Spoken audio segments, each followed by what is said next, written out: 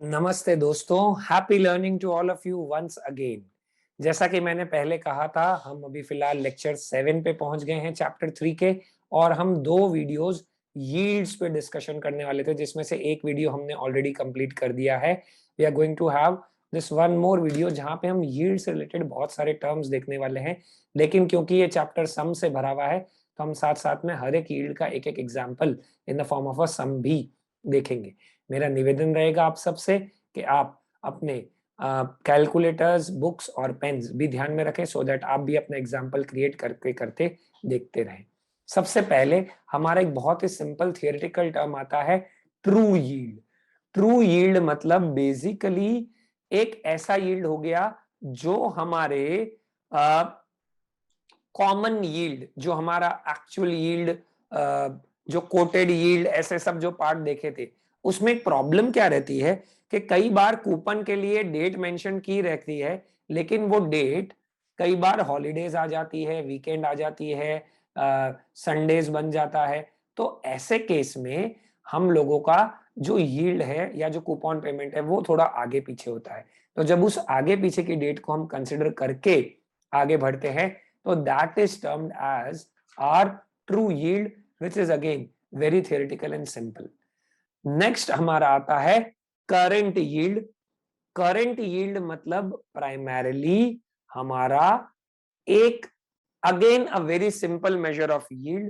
current yield मतलब हम लोग बेसिकली सिर्फ और सिर्फ एनुअल कूपन के बेस पे ये देखें कि क्या कमाई हुई है।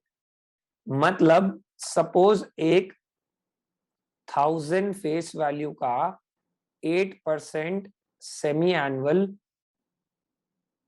कूपन पे करने वाला बॉन्ड है, जिसकी प्राइस है आज 1050।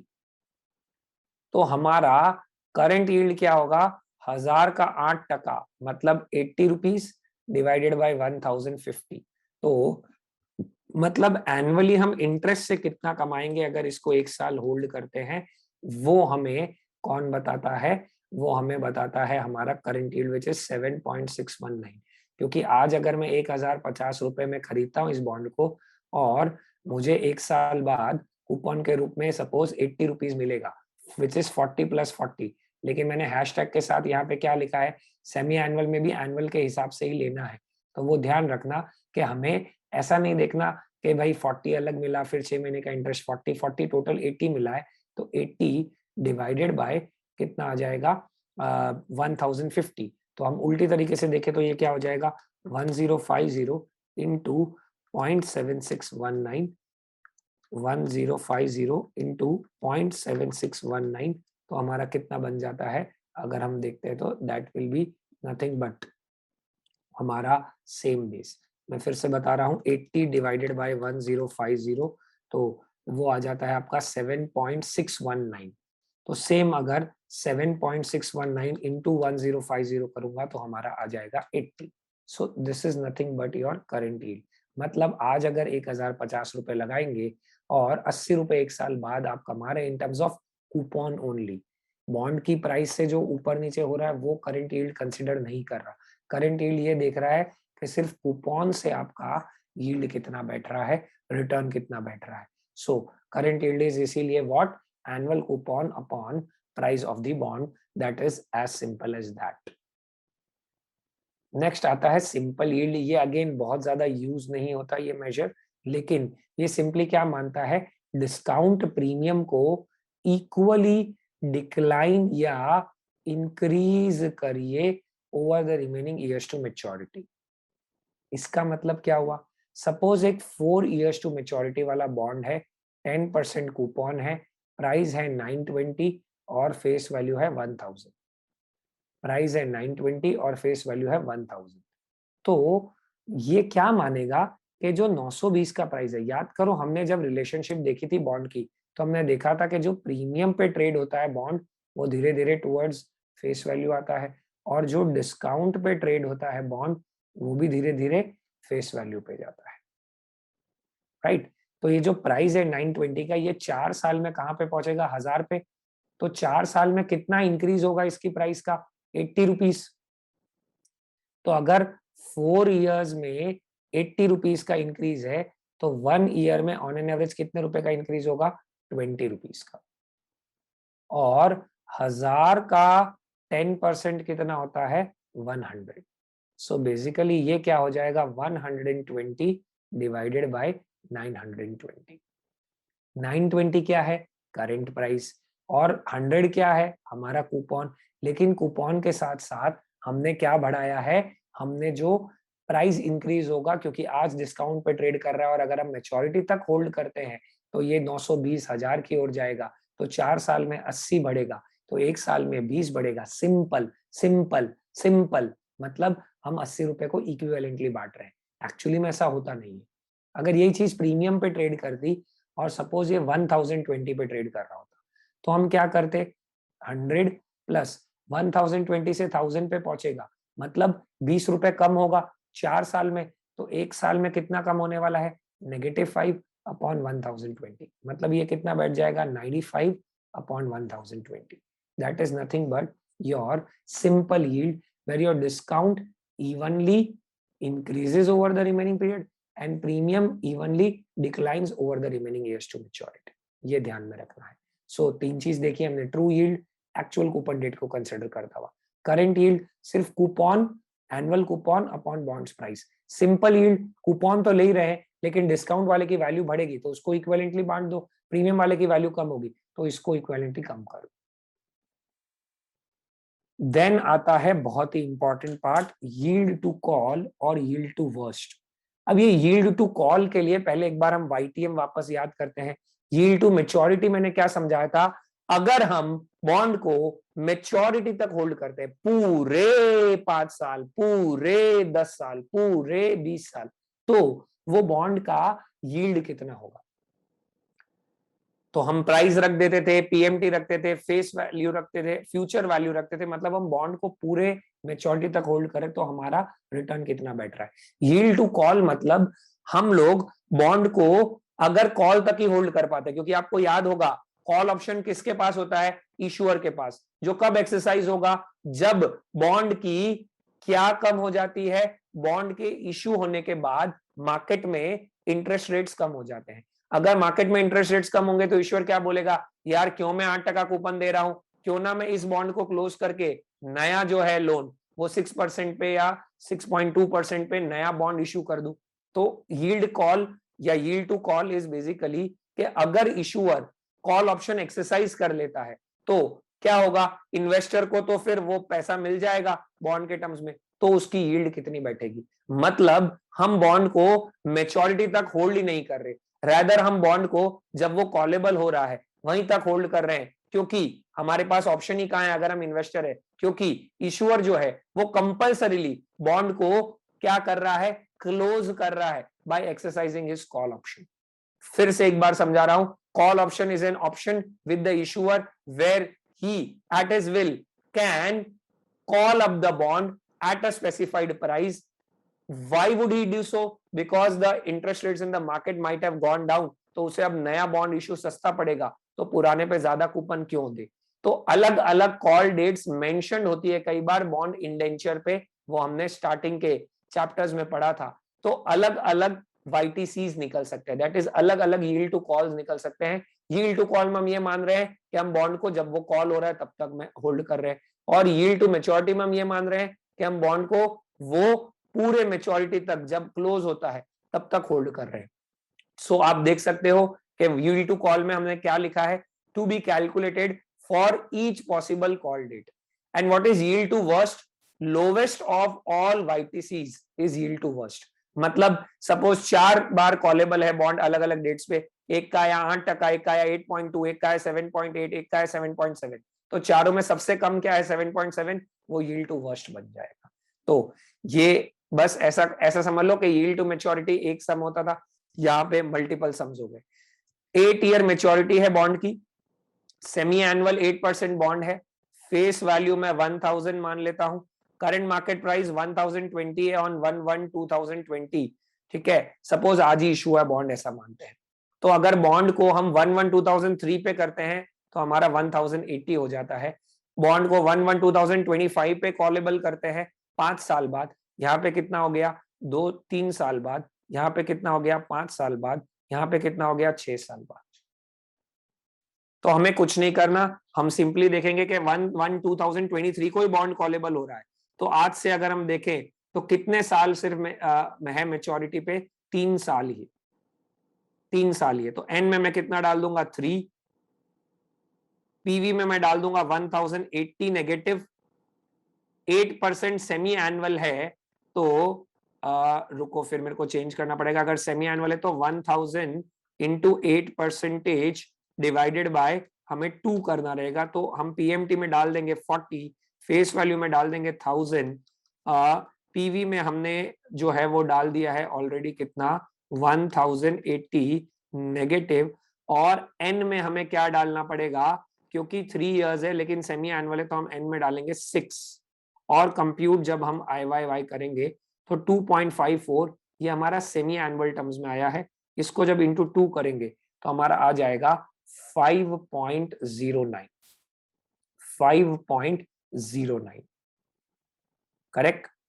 सिमिलरली अगर हम लोग 5 इयर्स बाद कॉलेबल बॉन्ड है 1020 पे, तो हम पीवी में कितना रख देंगे 1020 नेगेटिव पीवी, पीएमटी हमारा सेम ही रहेगा, एफवी हमारा सेम ही रहेगा। लेकिन अब हमारा बॉन्ड 5 साल बाद कॉलेबल है, 2020, 21, 22, 23, 24।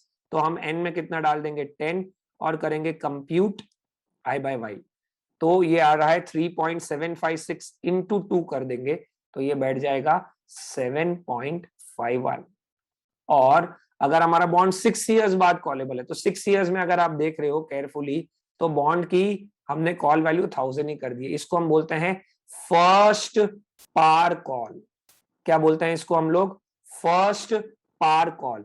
What is yield to first par call, पहली बार जब बॉन्ड पार पे कॉलेबल हो जाए, that is yield to first par call. What is yield to call, बहुत सारी अलग अलग डेट्स पे जब हम निकालेंगे तो वो, तो यहाँ पे आप वही करेंगे, एन को 12 डाल देंगे, 40 will be your PMT, price will be 1000 negative, FA will be 1000 negative, and compute करेंगे। अब ये जो इन और ये जो मीन और ये जो 3, ये इन मीन 3 में जो भी सबसे कम होगा वो आज आपका आ जाएगा यील्ड टू वर्स्ट। सो अगर सिंपली ध्यान में रखना है, वाईटीएम ये अज्यूम करता है कि हम बॉन्ड को मैच्योरिटी तक होल्ड कर रहे हैं, वाईटीसी अज्यूम करता है कि इशूअर इस डेट पे कॉल कर ही लेगा, कॉल कर लेगा तो हमें कॉल प्राइस मिलेगी जो कि जनरली थोड़ी सी ज्यादा होती है इनिशियल ईयर्स पे as compare to what the face value. क्यों ऐसा होता है, क्योंकि बॉन्ड कब कॉलेबल होगा, जब इंटरेस्ट रेट्स नीचे जाएगी, और हमने देखा था कि जब इंटरेस्ट रेट नीचे जाएगी तो हमारा जो डिनोमिनेटर है वो भी कम हो जाएगा, डिस्काउंट रेट कम होगी, डिस्काउंट रेट कम होगी तो बॉन्ड की प्राइस बढ़ेगी। इसीलिए आप देख सकते हो कि इनिशियली 1080 1020 मतलब थोड़ा प्रीमियम पे कॉलेबल है। तो हमें इतना मिल जाएगा कितने साल बाद, 3 इयर्स 2 इयर्स के टर्म्स में है। सो रुको रुको रुको, एक गड़बड़ कर दी मैंने यहाँ पे, जस्ट होल्ड ऑन। ये 1080 हमारा फ्यूचर में, ये 1080 हमारा फ्यूचर में मिलेगा। तो हमने यहाँ पे हड़बड़ी में गड़बड़ी कर दी, एग्जाम में ध्यान रखिएगा। एफवी हम 1080 रखेंगे, पीएमटी हम लोग 40 रखेंगे, पीवी तो हम 1000 ही मानेंगे क्योंकि आज बॉन्ड कुछ नहीं दिया हुआ तो फेस वैल्यू पे इशू होता है, और एन को हम लोग डालेंगे 6 और कंप्यूट आई बाय वाई करेंगे तो ये चेंज हो जाएगा, दिस विल बी चेंज्ड। ये आपका 5.17 इंटू 2 बन रहा है तो that will be somewhere around आपका 10.34। सिमिलरली आप इसका जब कैलकुलेट करोगे तो एफवी में 1020 रखोगे क्योंकि बाद में 1020 मिलेगा, ठीक है। आपका एन जो है वो यहाँ पे बन जाएगा 10, पीएमटी जो है वो रहेगा 40 ही, पीवी हम 1000 ही रखेंगे नेगेटिव और कंप्यूट आई बाय वी कर देंगे तो ये बन जाएगा 4.16 इंटू 2 मतलब 8.33। सो ये ध्यान में रखना बिकॉज ये तो हमारा कॉलेबल पार्ट है, ठीक है। हमने उसको पहले गलती से ले लिया था हमारी प्राइस, ये प्राइस नहीं है, प्राइस तो इधर वाला पार्ट ही है। So we just need to keep in mind and become cautious about it, ठीक है। I think you guys must have got this by now, और जो हमने गलती की थी उसको आप ध्यान में रखेंगे कि एग्जाम में ऐसा ना हो। इन सब में जो सबसे कम आएगा that is what, yield to worst. और yield to first par call मतलब पहली बार जब बॉन्ड पार वैल्यू पे कॉलेबल है, तो हमें ये ध्यान में रखना है। ठीक है, आई थिंक कि इससे हम एक और सीख सकते हैं कि गलती डेफिनेटली हो सकती है, बट अगर वो हो जाए तो उसको हमें इमीडिएटली करेक्ट भी कर देना चाहिए, ध्यान में रखना चाहिए।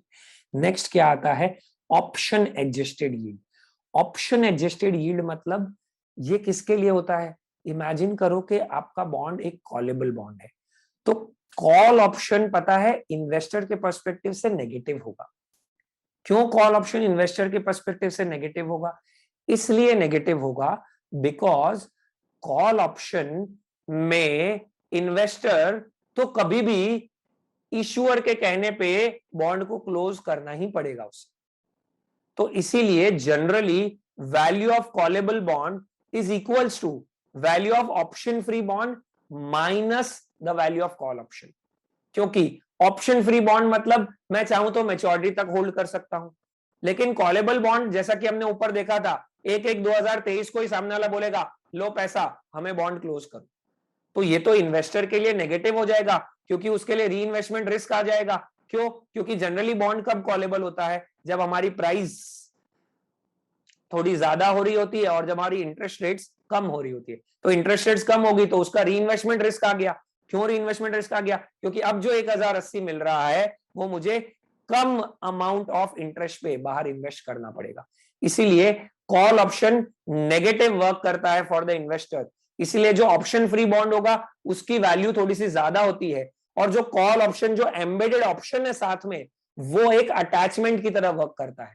तो अगर ऑप्शन फ्री बॉन्ड है उसमें से कॉल ऑप्शन की वैल्यू निकालोगे तो आपका कॉलेबल बॉन्ड का वैल्यू बनेगा, क्योंकि कॉलेबल बॉन्ड को लोग थोड़ा कम प्रेफर करेंगे as compare to option free bond, क्योंकि कॉलेबल बॉन्ड में कभी भी इशुअर कॉल करेगा तो हमें कंपलसरीली उसको पैसा उसको बॉन्ड देना ही पड़ेगा और पैसा लेना ही पड़ेगा। तो ऑप्शन एडजस्टेड बॉन्ड मतलब ऑप्शन एडजस्टेड यील्ड मतलब जो आपका कॉलेबल बॉन्ड है उसमें value of call option add कर दो तो वो ऑप्शन फ्री बॉन्ड बन गया, और अगर वो ऑप्शन फ्री बॉन्ड बन गया तो उसके हिसाब से उस प्राइस के हिसाब से जब हम हमारी यील्ड निकालेंगे तो that is option adjusted yield.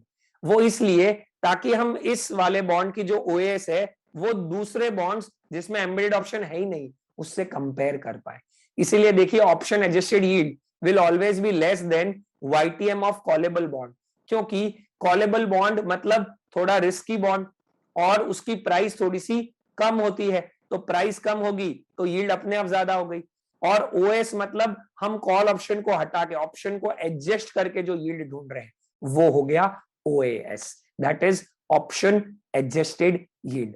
फिर से बता रहा हूं जनरली हमारा जो ऑप्शन फ्री बॉन्ड होगा उसमें कोई चांस नहीं, हम चाहें तो बाहर बेच सकते हैं बट अदरवाइज कोई चांस नहीं है कि हमें बीच में ही पहले ही क्या आ जाएगा, हमारा जो अमाउंट है बॉन्ड का वो वापस आ जाएगा। लेकिन जो कॉलेबल बॉन्ड है उसमें ऐसा हो सकता है, क्योंकि ऐसा हो सकता है तो थोड़ा रिस्की हो गया, क्योंकि वो रिस्की है तो उसकी वैल्यू ऑप्शन फ्री बॉन्ड से थोड़ी कम होनी चाहिए, और वो जो डिफरेंस होता है दोनों में उसको बोलते हैं वैल्यू ऑफ कॉल ऑप्शन।